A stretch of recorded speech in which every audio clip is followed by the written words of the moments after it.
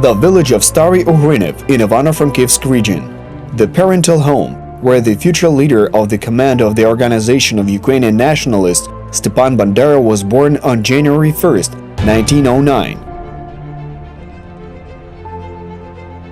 It is clear that formation of his personality took more than one day, and this extraordinary person was formed throughout his childhood and youth.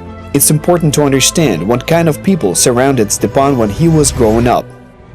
Щоб розуміти, хто був такий батько, To understand who Bandera's father was, I can briefly say that apart from his duties as a priest, he was a man who actively worked in the national educational sphere, on the territory where he worked as a prior. Besides, he was a member of parliament, as was said then, an ambassador of the parliament of the West Ukrainian People's Republic, and later he volunteered to be a chaplain of the Ukrainian Galician army. People who were friends of his family were exceptional individuals and made a deep impression on Stepan the child and later on Stepan the teenager. Yaroslav Veselovsky, journalist and member of the Vienna Parliament, editor of the Letter from Prosvita and Dilo publications. Ivan Kurovets, a famous doctor, newspaper publisher in Kalush and Lviv. Famous Ukrainian painter and sculptor Mikhailo Havrilko. The Hlodzynski family, where Bandera's mother came from, represented a pleiad of enlighteners, teachers and priests. All these things in unison, his close circle, events, thoughts, aspirations of people close to him, developed Stepan as a nationally conscious personality. The national patriotic feelings of the young man were tempered thanks to the Plast Youth Scout organization. As a member of the latter, he not only improved his physical self, but also traveled around villages and taught Ukrainian history and language to representatives of the Prosvita organization, helping people to get to know themselves. Whatever business he was involved in, he had to be the first everywhere, and wherever he went, every person he talked to, there was only one main subject of conversation: the idea of the fight for Ukrainian independence. The events of the Ukrainian National Democratic Revolution of 1917 to 1921 also made a big impression on the young man.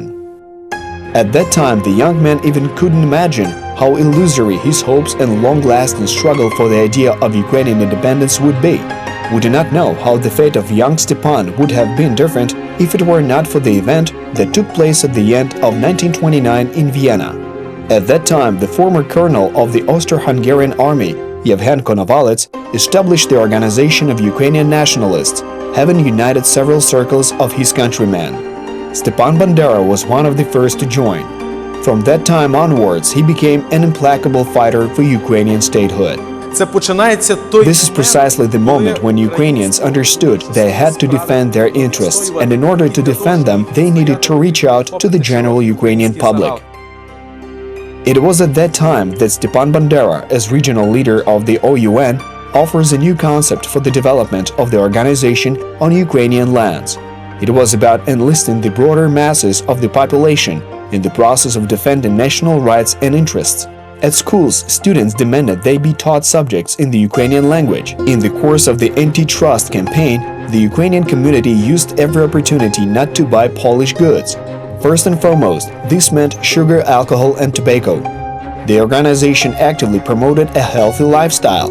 Stepan, who physically tempered his body and spirit, was convinced that only a healthy Ukrainian could take care of himself, defend himself, and live with dignity in his Ukrainian state. The political force led by Bandera observes the idea: to build the Ukrainian state, everyone must start small from oneself. And later, this idea was embodied by all members of the Organization of Ukrainian Nationalists. They believed that everyone needed to defend his home, defend his village, and build the new Ukrainian state in this way. With the assassination of Minister Bronislaw Pieratsky in June 1934, Polish police carried out mass arrests. In 1936, from membership in the OUN and for arranging the murder of the Minister of the Interior Affairs, Bandera was sentenced to death, which was later replaced with life imprisonment. In the opinion of Ukrainian historians, it was the most sensational law proceeding, and Bandera showed his courage and resilience during the judicial sitting. He was extremely defiant. The trial transcript was published in the Ukrainian and Polish press. The name of Bandera immediately became known to the general public. Even Soviet newspapers published Bandera's portrait with the accompanying text, saying that Ukrainian patriots are fighting against Polish occupants. In September 1939, the occupation of Poland by Soviet and German troops ended in a fraternal meeting between the advanced forces of the Wehrmacht and the Red Army, friendly handshakes and joint parades. At that time, Stepan Bandera manages to escape from a Polish prison. Most of all, he was struck by the general mood of his countrymen, who met the Red Army with particular enthusiasm. Коли прийшли When Soviet troops entered Ukrainian territory in 1939, local people welcomed them. They really welcomed them with bread and salt and with blue and yellow symbols. But after they saw how these symbols were destroyed, after they had witnessed the arrests of Ukrainian families a month after the evictions began, people realized who really had occupied their land. After the murder of Yevhen Konovalets by Soviet special services, Colonel Andriy Melnik became the leader of the Organization of Ukrainian Nationalists in 1939. However, a group of young nationalists led by Stepan Bandera, who were released from prisons after occupation of Poland by Germany and were less aware of the activities of the organization, began to push OUN's leaders to refuse from delaying tactics. Especially dangerous was the further orientation of OUN towards Hitler's Germany. In February 1940, Bandera sent a letter to Melnik. He informed that he had taken over leadership. A year later, the Revolutionary Command of OUN unanimously elected Stepan Bandera chairman. Under his leadership, OUN becomes an active revolutionary organization. To reveal the true intentions of Germany towards Ukraine, the idea to proclaim the act of renewal of Ukrainian state came to OUN members in the first days of the German-Soviet War. The solemn ceremony took place in Lviv on June 30th, 1941. The leaders of the Reich regarded this action as a conspiracy by supporters of Ukrainian independence. The police arrested Bandera and his associates and brought them to Krakow. Німців це заскочило. Бо деякі люди кажуть, що німці мали договорення. Це нонсенс абсолютно. Я знаю. The Germans were shocked because people say that the Germans had arrangements. I know that this is nonsense, but 3 days later, State Secretary Kunt flew to Krakow from Berlin, where he spoke to Bandera. I found a transcript of this conversation that was kept in California, but not in German archives. It was kept in Himmler's archive, and that conversation was very aggressive on the part of Kunt. Хто дозволив цю акцію у Львові? А Бандера каже, я це зробив. He says, who allowed this event to be held in Lviv?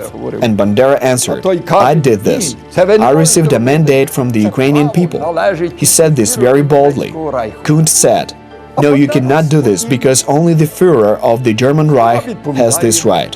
And Bandera calmly answered, no, only the Ukrainian people will take political decisions in Ukraine. Може для вас це звучати, що то таке собі маленька акція. Я вам скажу. It may sound like some kind of insignificant action, but it was the most important act not only in the life of Stepan Bandera, but also in the life of the Ukrainian people. If he had not taken this position, Ukrainians would not have had anything to be proud of, and the insurgent army and the history of the struggle for the Ukrainian state would not have existed. Української повстанської армії і історії боротьби за свою державу. After their arrest, Stepan Bandera and Yaroslav Stetsko were brought from Krakow to Berlin, where they were taken into prison on Alexanderplatz, and some time later they were imprisoned at the Sachsenhausen concentration camp. The Nazis imprisoned hundreds of Ukrainian patriots in concentration camps. It was the beginning of mass terror. Stepan Bandera's brothers Oleksa and Vasil were tortured to death in the Auschwitz concentration camp. At that time, the Ukrainians unmasked the true face of the Germans. They had realized that the Nazis were an enemy of Ukrainian statehood, an enemy of the Ukrainian people. However, anti-Ukrainian propaganda continues to insist on accusations against Stepan Bandera of collaborating with the Nazis and numerous crimes against his own and other peoples. Honestly speaking, the most common myths about Bandera are contrary to true facts. Indeed, Bandera had nothing to do with what happened on Ukrainian lands during the war, for the simple reason that he was arrested and served his time either in prisons or in concentration camps. His opportunity to have influence over some developments of the Ukrainian movement was minimal or simply impossible. There was a cult of Bandera, and Ukrainian people used this cult and often called themselves adherents of Bandera. So their enemies also called them adherents of Bandera. But in any case, it did not mean that Bandera led them. In fact, the leaders of this movement actually lived exactly on Ukrainian lands. After the war, Stepan Bandera had the opportunity to settle in any European provincial town and enjoy a quiet family life. However, he preferred the long struggle with the Soviet authorities, full of hardships and dangers. As head of the Organization of Ukrainian Nationalists, Bandera understood perfectly well what role he played and how dangerous he was to his enemies. After he had been elected as head of the Organization of Ukrainian Nationalists again in 1955, realizing his role, he said with a bit of humor, "I accept this verdict." Agents of the Soviet Special Services did not abandon attempts to abduct or liquidate the leader of the Ukrainian nationalists. In the period of 1947 to 1959, the security service of the OUN, in cooperation with the German criminal police, managed to thwart several attempts to kill Bandera. But on October 15, 1959, foreign radio stations and the press reported that the leader and ideologist of the revolutionary struggle for Ukrainian state independence, the leader of the foreign military units of the OUN, Stepan Bandera, died at the hand of an assassin in Munich. The main aim of instigators of the killing of Stepan Bandera was to cause members of the Ukrainian movement to quarrel, deprive them of the national flag, to cause infighting between the different parts of the Ukrainian movement who had tensions in their mutual relationship, and to lay the blame on each other or other parties. It was the main task because 2 years after the murder, the identity of the assassin still was not known. How was it done? That's why conflicts continued, although the majority of members of the Ukrainian insurgent army and OUN understood everything perfectly well. In October 1962, a federal court in West Germany sentenced the murderer of Bandera, by that time a political emigre by the name of Bohdan Stashinsky, to 8 years in prison. And 3 years later, the book Moscow Murderers of Bandera Before a Court, which soon became a world bestseller, was published in Munich. It included many little-known facts and documents testifying to the political background of the assassination of the leader of Ukrainian nationalists. The name of Stepan Bandera is known far beyond the borders of Ukraine. There is even a museum of Stepan Bandera in London. The original of his post-mortem plaster mask is kept there. There are also equally unique artifacts, such as the suit worn by him when he was killed, personal belongings, as well as items from the personal office of the OUN leader. Stepan Bandera was an ambiguous personality, but it can be definitely said that he was a patriot of Ukraine and waged an uncompromising fight against its enemies, a fight that inevitably had to end in his physical destruction, but left a heroic trail in Ukrainian history.